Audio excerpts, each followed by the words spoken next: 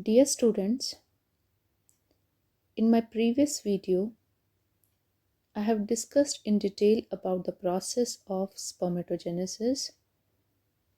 So today I am going to start another lecture which is in continuation with my previous lecture. So the topic for today's lecture is oogenesis. So let's start our topic. In oogenesis, primordial germ cells move to colonize the cortex of primordial gonad, where they differentiate into female gametes, that is, ova. Oogenesis may be defined as the formation of haploid female gametes, that is, ova, from the diploid mother cell, that is, oogonia. It is also referred as the process of differentiation of ovum. In addition to forming a haploid nucleus, oogenesis also builds up a store of cytoplasmic enzymes, mRNAs, organelles, and metabolic substrates as it prepares itself for the division. Moreover, after fertilization, ovum will eventually develop into zygote. In human embryo, there are about 1700 primary germ cells in female gonad at about 1 month, which proliferate or divide to form 6 lakh oogonia at 2 months, and from 2nd to 7th month of gestation to form roughly 7 million oogonia. So it is clear that initially there are about 1700 primary germ cells at about 1 month, which divide to form 6 lakh oogonia at 2 months, and the number increases to about 7 million oogonia about 7th month of gestation. However, many undergo atresia, that is, degeneration before the birth. Therefore, most oogonia die during this period, while the remaining oogonia enter the first meiotic division and are called as primary oocytes. So, there are about 2 million primary oocytes at the time of birth, and rest degenerate. So, at time of birth, there are about 2 million primary oocytes, whereas before birth the number is 7 million oogonia. But due to atresia, most of the oogonia degenerate, and those enter the first meiotic division will become into primary oocytes. The process of oogenesis is quite different from that of spermatogenesis. In oogenesis, primary oocytes, this is the primary oocyte shown in the diagram, progress through first meiotic prophase until the diploid stage, at which point they are maintained until puberty. So here in this case, there is cell cycle arrest up to diploid stage of prophase 1, that is of meiosis 1, and with onset of adolescence, group of oocytes periodically resume meiosis. So after puberty, meiosis continues, that is meiosis 1, which is the reductional division, and primary oocyte form secondary oocyte, and a polar body is also formed. As it is a reductional division, diploid primary oocyte will develop haploid secondary oocyte. But atresia continues till puberty, at by time ovaries contain about 60,000 to 80,000 primary oocytes. Oogenesis is completed only after the onset of puberty. As with the onset of puberty, meiosis 1 continues to form the secondary oocyte and polar body is also formed along with. But only 1 out of 500 is stimulated by follicle stimulating hormone to mature. But here in oogenesis, only one primary oocyte out of 500 which is stimulated by follicle stimulating hormone mature to form the ovum. So out of million primary oocytes present at birth, so which is roughly about 2 million, only about 400 mature during a woman's lifetime.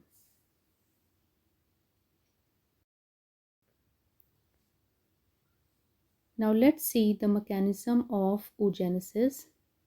Oogenesis comprises of 3 phases. First one is the multiplicative phase. Second one is growth phase, and third one is the maturation phase.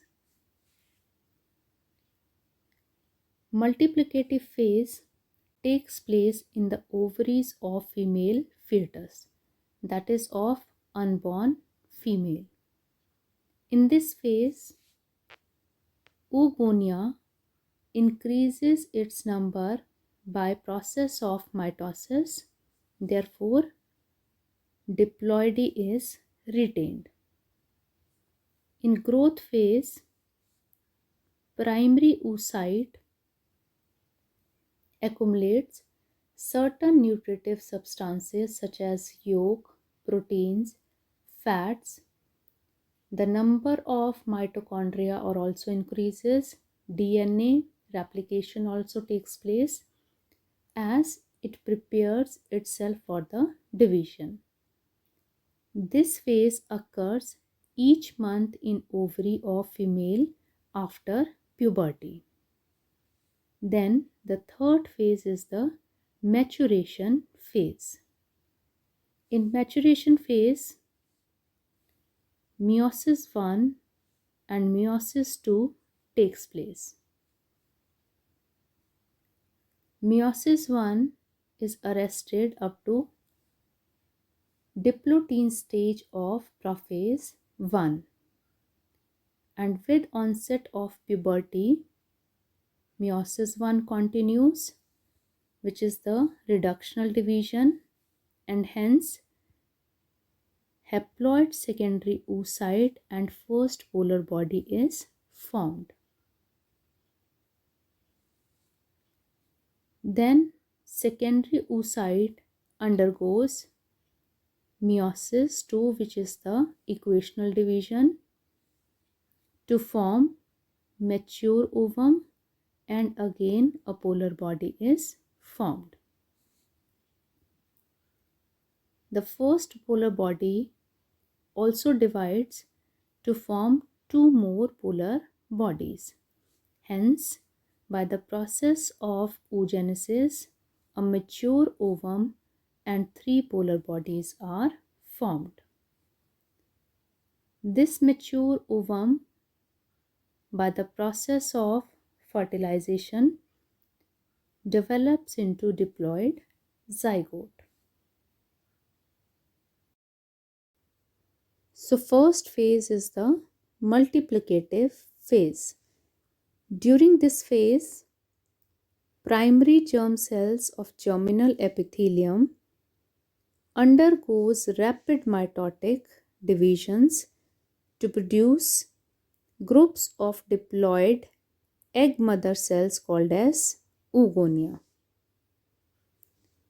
So during multiplicative phase, as a result of mitosis, PGCs divide to form the oogonia. Therefore, diploidy is retained.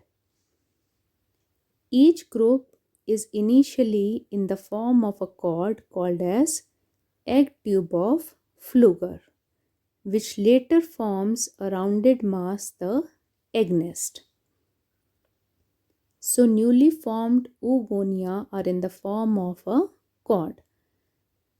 With passage of time, they form a rounded mass which is called as the egg nest.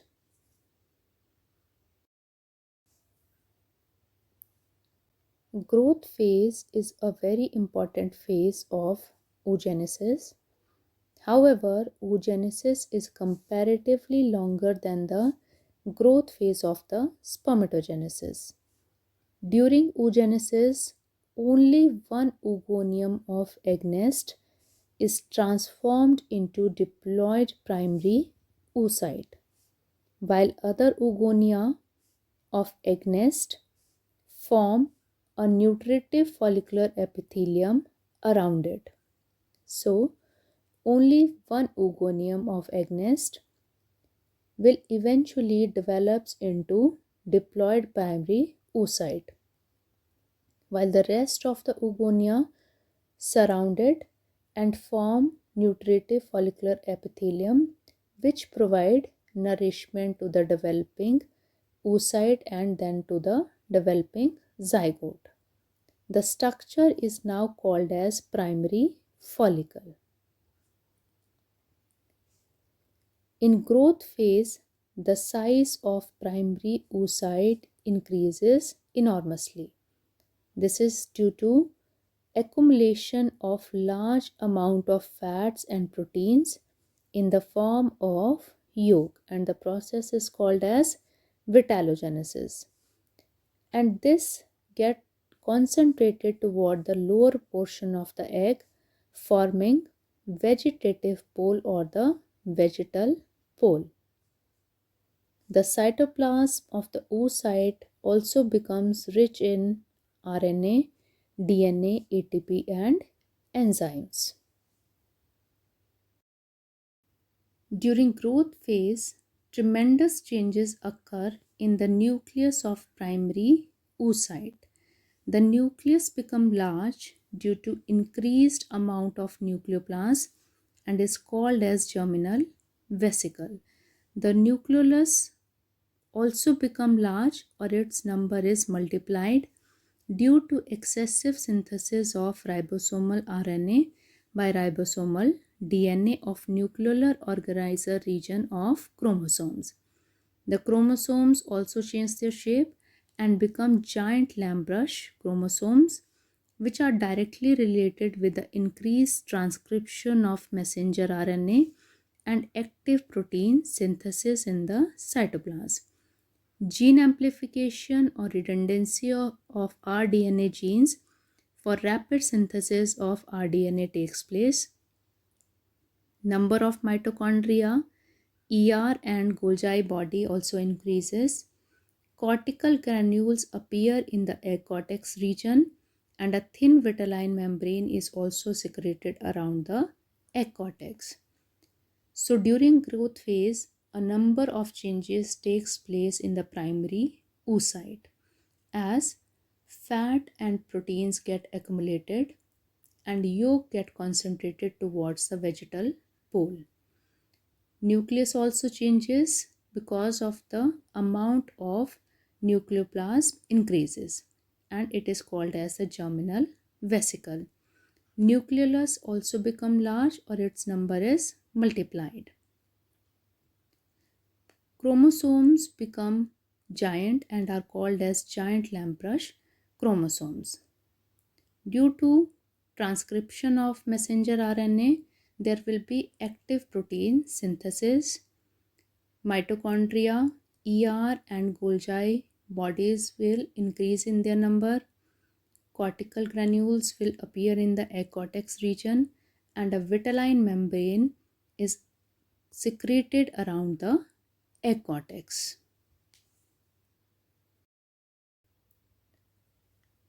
Last one is the maturation phase. So as growth phase is completed, meiosis 1 is resumed. The primary oocyte divides its nucleus, called as germinal vesicle, which break down, and the metaphase spindle migrates to the periphery of the cell. So during meiosis 1, here in oogenesis, the metaphagic spindle is not present at the center, but it migrates towards the periphery of the cell. Therefore, one of the two daughter cells contain hardly any cytoplasm, whereas the other cell has nearly entire volume of cellular constituents. Thus, the smaller cell is called as the first polar body and larger cell is referred to as the secondary oocyte. So this one is the primary oocyte. So as meiosis 1 is resumed, due to unequal mitotic spindle, it divides into larger secondary oocyte having all the cellular constituents, whereas a smaller polar body is also formed.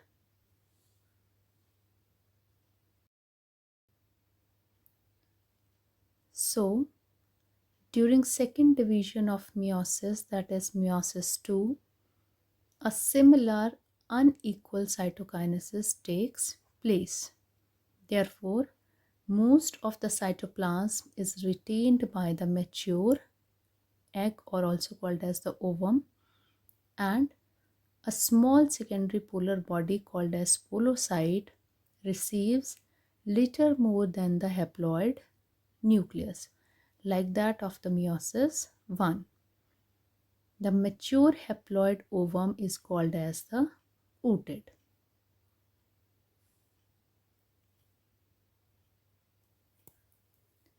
So here you can see in the diagram as well,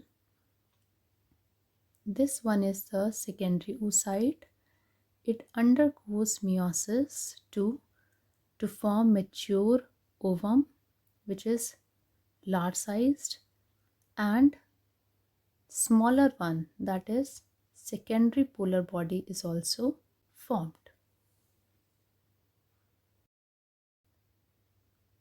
Therefore, in oogenesis, a diploid oogonium produces one haploid ovum and three polar bodies are formed.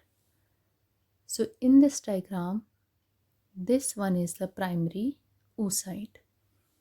It undergoes meiosis 1 to form secondary oocyte. This one is the secondary oocyte and first polar body is formed. Now meiosis 2 takes place and the secondary oocyte forms mature ovum or mature egg cell, and second polar body is also formed.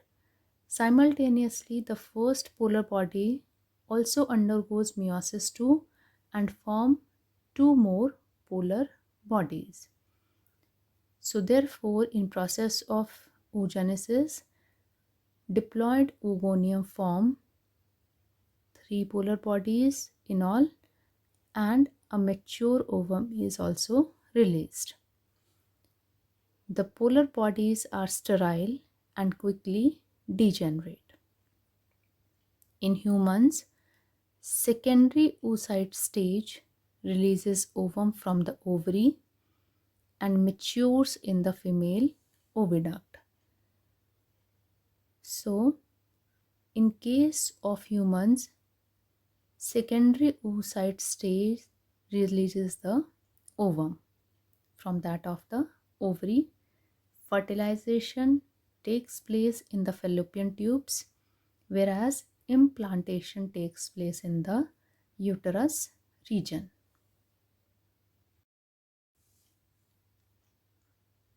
So, it is clear from the image that ovum is released at the secondary oocyte stage from the ovary, from where it migrates towards the fallopian tubes where fertilization takes place. and the process of implantation takes place in the uterus region.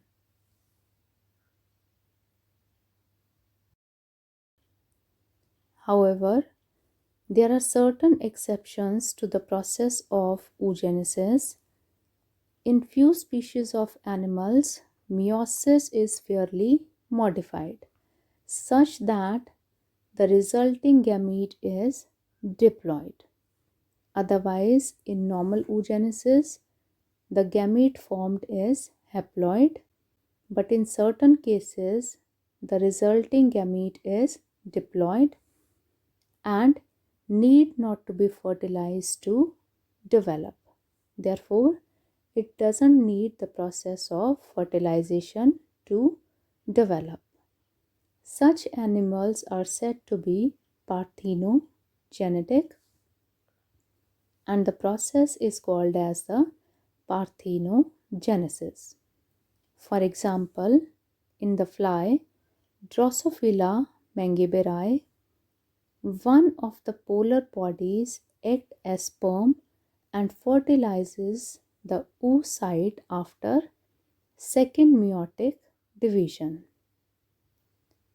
In insects such as Moraba virco and in lizard Nemidophorus uniperens, the oogonia double their chromosome number just before the meiosis, so that the halving of the chromosomes restores the diploid number. The germ cells of grasshopper Pycnocelos surimensis dispense with meiosis altogether, forming diploid ova by two mitotic divisions. So here in this case, meiosis does not take place, but only mitotic divisions takes place. And in all the above cases, all the species consist entirely of females.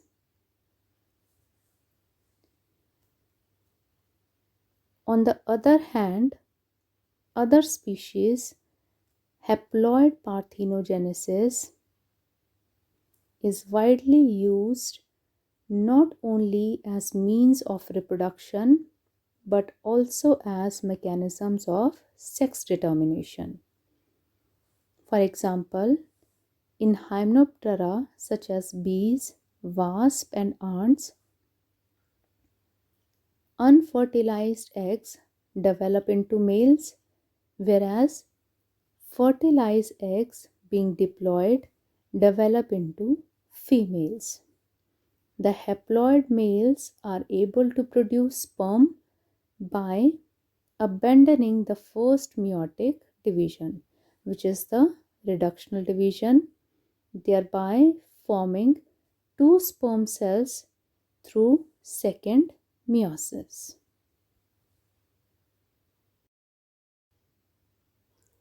In the last slide, we will study the structure of the ovum.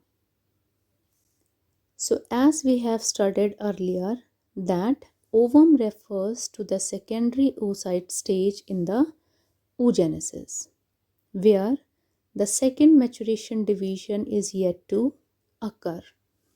In this condition, the matured ovum is released from the ovary and enters toward uterus in mammals for fertilization. In mammals, fertilization takes place in the fallopian tubes, whereas implantation takes place in the uterus. In mammals, including man, ovum is discharged from Graafian follicle with one polar body.